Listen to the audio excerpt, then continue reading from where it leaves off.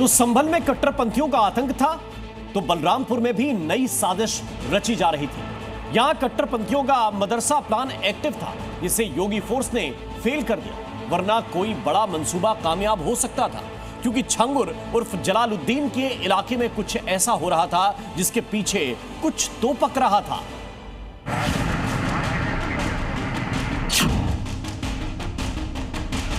घर जैसी इमारत, अंदर कई लड़कियां और नियमों की धज्जियां। कट्टरपंथियों ने क्या किसी बड़ी साजिश को अंजाम देने की तैयारी कर ली थी? क्या कट्टरता की क्लास में बेटियों का भविष्य बर्बाद किया जा रहा था? साजिश बहुत बड़ी हो सकती थी, लेकिन यूपी में कट्टर गैंग के खुफिया प्लान को योगी फोर्स ने फेल कर दिया है। बेटी और व्यापारी की सुरक्षा में खतरा पैदा करेगा तो कानून का डंडा उसको ऐसे चपेटे में लेगा जैसे कि उसने कभी सोचा भी नहीं होगा। उत्तर प्रदेश में कानून को ठेंगा दिखाने वालों ने यह भी नहीं सोचा होगा कि योगी फोर्स ऐसी कड़ी कार्रवाई करेगी। ये यूपी के बलरामपुर का जामिया अलीमा सादिया मदरसा है, जिस पर योगी फोर्स ने छापेमार कार्रवाई की है। पुलिस और प्रशासन की टीम ने जब यहाँ रेड डाली तो सबके होश उड़ गए, क्योंकि आरोप के मुताबिक जामिया अलीमा सादिया मदरसा बिना अनुमति के चल रहा था। इसी मदरसे के भीतर से पुलिस ने 39 लड़कियों को बरामद किया है।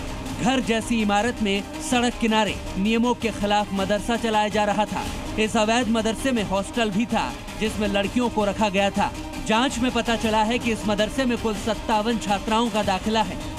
अपर पुलिस अधीक्षक की अगुवाई में कई थानों की पुलिस और जिला अल्पसंख्यक कल्याण अधिकारी की टीम ने मदरसे पर छापा मारा और ये कार्रवाई देर शाम तक चलती रही। चौंकाने वाली बात तो ये है कि जांच में मदरसा संचालक गुलाम मैनुद्दीन किसी भी तरह का वैध दस्तावेज दिखाने में नाकाम रहे हैं। एक मदरसे में गोपनीय सूचना प्राप्त हुई थी, जिसके आधार पर टीम बना करके वहां पे दबिश दी गई। वहाँ पे एक अवैध रूप से बिना पंजीकृत मदरसा संचालित हुआ पाया गया। इसमें माइनॉरिटी अफसर को बुला करके इस मदरसे को सीज किया गया। यहाँ पूरी सर्चिंग की गई। यहाँ पे जो भी पढ़ने वाली बच्चियाँ थीं उनको उनके अभिभावक के सुपुर्द किया गया है। अन्य बिंदुओं पर गहन जांच की जा रही। अवैध काम करने वाले योगी फोर्स की नजर से बचेंगे नहीं। बलरामपुर के जिस अवैध मदरसे पर कार्रवाई हुई वो उतरौला से करीब 10 किलोमीटर दूर श्री दत्तगंज के कपोवा शेरपुर में चल रहा था, लेकिन गांव में आबादी वाले इलाके से करीब 400-500 मीटर दूरी पर था। हैरानी की बात तो यह है कि ज्यादातर लोगों को इस बारे में पता ही नहीं था।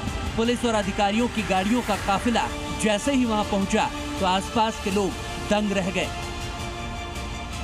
बहुत ही जरूरी विषय है और बहुत ही अति संवेदनशील विषय है। इस विषय को गंभीरता से लेते हुए प्रशासन को आगे आना पड़ेगा, और प्रशासन को ही नहीं, इसमें समाज को भी आगे आना पड़ेगा। बिना समाज के आए, बिना समाज के कुछ बताए कुछ काम होने वाला नहीं है। बॉर्डर क्षेत्र में अनेकों चल रहे होंगे अवैध मदरसे, कई तो पानी की बूंद पर, यानी जो जलमग्न है, जो तालाब की भूमि है, उस पर चलने की संभावनाएं हैं। यह जांच का विषय है। कहीं न कहीं प्रशासन, जिला प्रशासन को स्वतः संज्ञान लेना चाहिए। यह देश विरोधी गतिविधियां हैं, इसको छोड़ा नहीं जा सकता है। तो आपको याद दिला देते हैं कि योगी फोर्स ने इस मदरसे को तत्काल प्रभाव से बंद कराते हुए छानबीन क्यों तेज कर दी है। क्योंकि आपको याद होगा कुछ ही दिन पहले इसी बलरामपुर जिले में छांगुर उर्फ जलालुद्दीन का धर्मांतरण रैकेट योगी फोर्स ने तोड़ा था। कल बलरामपुर में आपने देखा होगा एक जल्लाद को हम लोगों ने वहां पे भी गिरफ्तार किया है। समाज को भी टूटने नहीं देंगे, राष्ट्र विरोधी और समाज विरोधी तत्वों को भी चकनाचूर करके रहेंगे। योगी फोर्स का हंटर ऐसे सैकड़ों अवैध मदरसों पर चल रहा है। नेपाल बॉर्डर पर तो अवैध मदरसों पर बुलडोजर भी गरजा है। क्या जामिया अलीमा सादिया मदरसा भी बुलडोजर के टारगेट पर है? ये तो आने वाला वक्त बताएगा।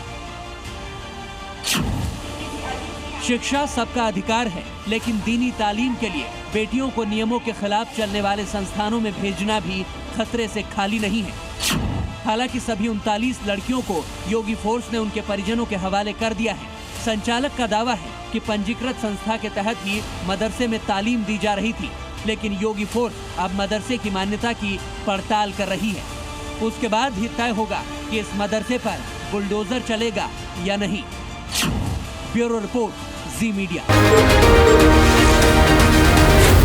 जी न्यूज़।